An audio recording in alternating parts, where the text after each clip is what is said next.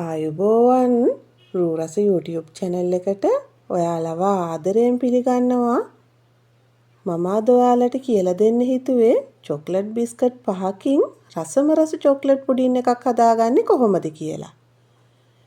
මේක වැඩි වැඩ නැතුව ඉක්මනින් හදාගන්න පුළුවන් චොක්ලට් පුඩින් එකක්. පොඩ්ඩෝ නම් මේ රසට ගොඩාක් කැමති වෙයි. මේ චොක්ලට් බිස්කට් පුඩින් එක හරියට හදාගන්න වීඩියෝ එක ඉවර වෙනකම් බලන්න කියලා ආරාධනා කරනවා. ඉතින් අපි හදලා බලමු නේද? අද මම මෙතන චොක්ලට් බිස්කට් 5ක් අරගෙන තියෙනවා. බිත්තර 4ක් අරගෙන තියෙනවා. සීනි මේස හැඳි 4ක් අරගෙන තියෙනවා. කිරි මිලිලීටර් 200ක් අරගෙන තියෙනවා. මං අරගෙන තියෙන ෆ්‍රෙෂ් මිල්ක්. ඔයාලට මේකට කිරි පිටි උනත් ගන්න පුළුවන්. වැනිලා තේ හැඳි එකක් ඕන වෙනවා.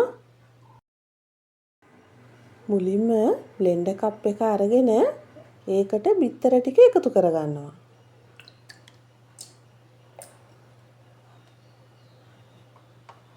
ඊළඟට චොක්ලට් බිස්කට් ටික මේ විදිහට කඩලා බ්ලෙන්ඩර් එකට දාගමු.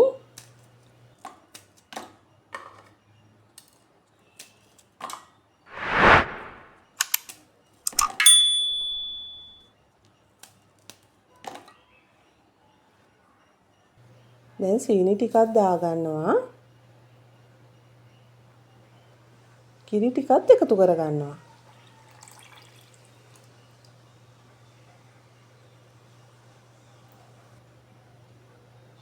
වැනිලා තේ හැඳි එකකුත් දාගන්නවා.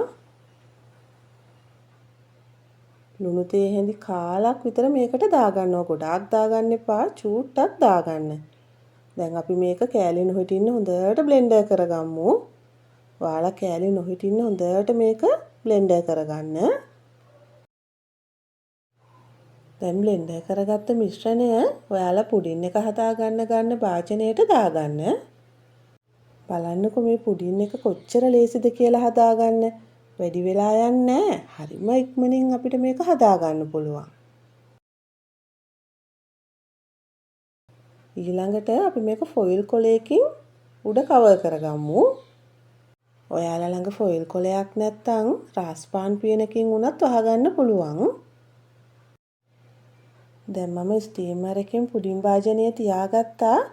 අපි දැන් මේක විනාඩි 25ක් 30ක් විතර හොඳට ස්ටීම් කරගමු.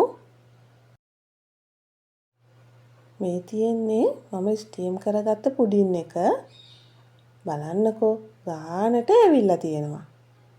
දැන් ඔයාලට මේක මේ විදිහට උණුවෙන්ම කෑමට ගන්නත් පුළුවන්.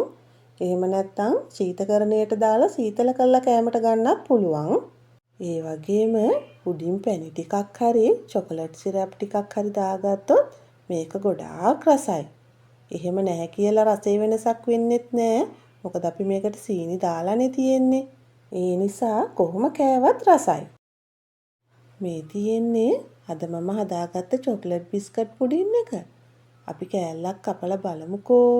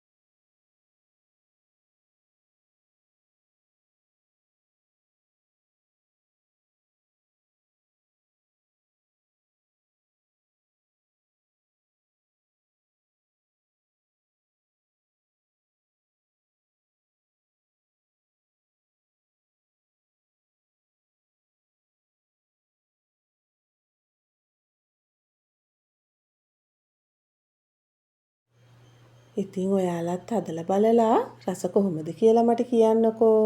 මගේ වීඩියෝ එක හොඳයි නම් ලයික් එකක් දාලා යාළුවන්ටත් බලන්න ෂෙයා කරන්න. ඔයා මගේ channel එකට අලුතෙන් එකතු වුණු කෙනෙක් නම් මාව subscribe කරන්නත් අමතක කරන්න එපා.